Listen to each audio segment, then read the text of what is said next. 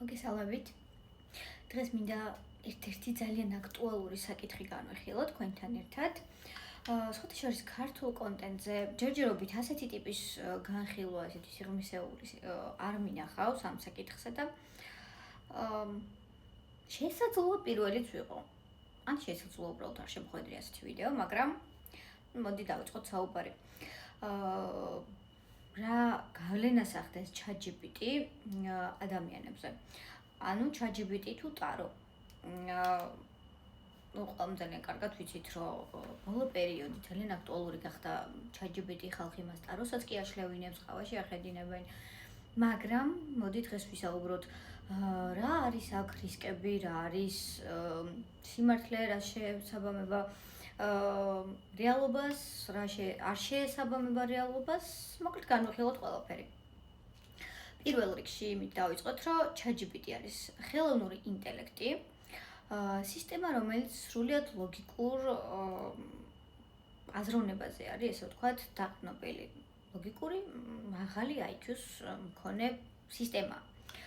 რომელსაც არ გააჩნია ადამიანისგან განსხვავებით ხედვა, ინტუიცია, რაც ტაროს აუცილებლად ჭირდება. კი, ის ჩვენ გვაწვდის ინფორმაციას ინტერნეტიდან.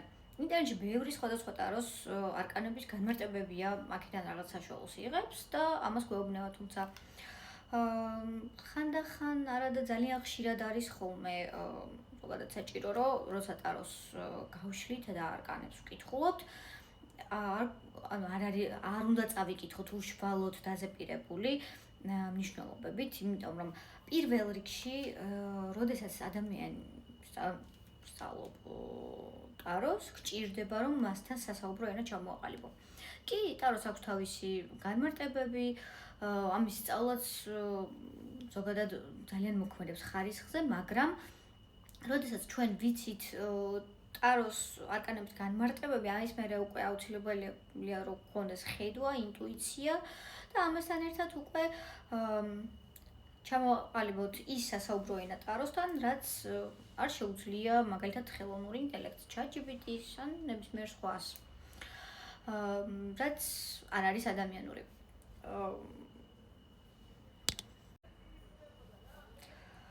აქედან გამომდინარე, ხანდახან საერთოდ არ არის საჭირო, რომ ეს დაზეპირებული განმარტებებით და მნიშვნელობებით გავშალოთ ტარო. ხშირად გვჭირდება, რომ მიუყვეთ ჩვენს ინტუიციას. იმიტომ რომ სამყარო ხშირად სხვადასხვა ნიშნებსაც გვიგზავნის ხოლმე და არა მარტო იმას, რაც ზეპირად უნდა ვიცოდეთ. ეს პირველი. ახლა განვიხილოთ შემდეგი.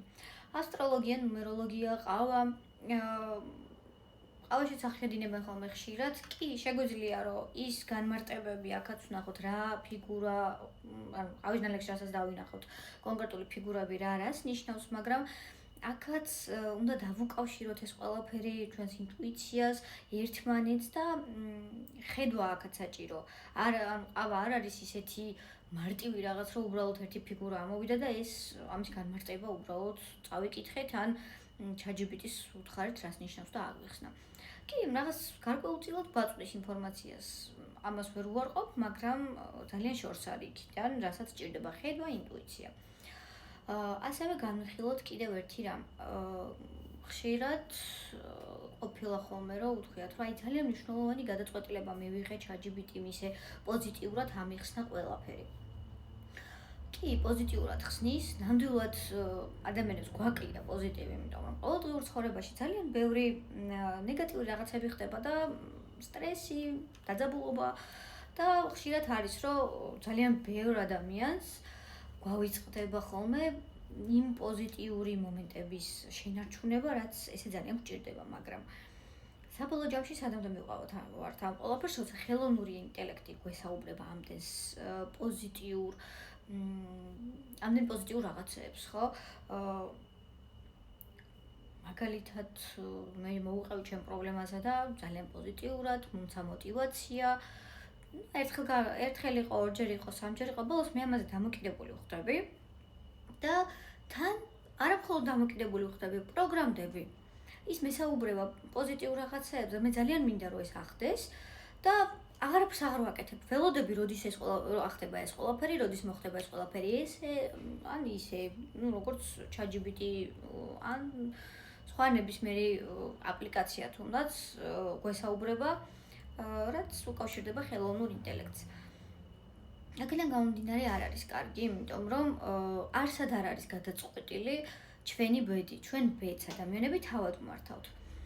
რაც შეეხება უკვე იმას, რომ თუნდაც ტაროს დახმარებით მაშინ როგორ ვიგებთ მომავალს. ეს არ არის წინასწარმეტყველება, ეს არ არის მარჩიელობა, ეს არის ახლანდელი რეალობიდან გამომდინარე შესაძლო ყველა დიდი შანსები რასაც აქვს იმ შესაძლო ფაქტორებზე საუბარია. და თუ ჩვენ შევცვლით ჩვენს რეალობას ეხლა, რა თქმა უნდა, მომავალი შეიცვლება. ჩვენს ბედს ვმართავთ თავად. აქედან გამომდინარე, ფიქრობ, რომ ChatGPT არ უნდა იყოს გამოყენებული ესეთ რაღაცეებში. ერთადერთი მივესალმები მხოლოდ იმ შემთხვევაში ამ ყველაფერს და ვიტყვი, რომ შესაძლებელია, როცა დამწყებია ტაროლოგი და ჯერ კიდევ სწავლობს მნიშვნელობებს, ტაროს კონკრეტული დასტის მნიშვნელობებს. ამას შეიძლება მოგვაწოდოს ინფორმაცია და არა მხოლოდ ეზოთერიკაში, ზოგადად ძალიან ბევრჯერ მქონია მეც პირადად ისეთი შემთხვევები, რომ რო არ მცოდნოდა კონკრეტულ საკითხში, სადაც ინფორმაცია მჭირდებოდა, რომ მოეწოდებინა, რო არ მცოდნოდა თუნდაც აბაზისოთ რაღაც გარკვეული ინფორმაცია მცირედ, ძალიან სერიოზულად მომატყუებდა. იმიტომ რომ ინტერნეტში ძალიან ბევრი ადამიანი წერს ბევრ სხვადასხვა რაღაცას, სოციალურ ქსელებში იქნება ეს, Google-ში, სხვადასხვა საიტებზე, Wikipedიაში და მრავალი სხვა. სოფლიოს გარშემო სოფლიოში რამდენი სხვადასხვა საიტი არსებობს, არა მხოლოდ მაგალითად საქართველოში და არა მხოლოდ ქართული საიტები. ამ ყველაფრიდან იღებს საშუალოს და გვაწვდის ინფორმაციას.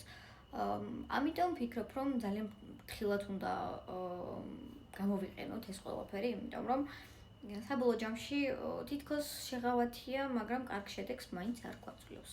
მადლობა. მადლობა, ვინც მიყურეთ. გამოიწერეთ ჩემი არხი და ძალიან მნიშვნელოვანია ჩემთვის თქვენი კომენტარები, თქვენი აზრი ამ ყველაფერთან დაკავშირებით. და თან დამწერეთ კომენტარებში შემდეგი რა საკითხის განხილვა გსურთ რომ ჩავწერო და ვიმსჯელოთ ამ ყველაფერზე.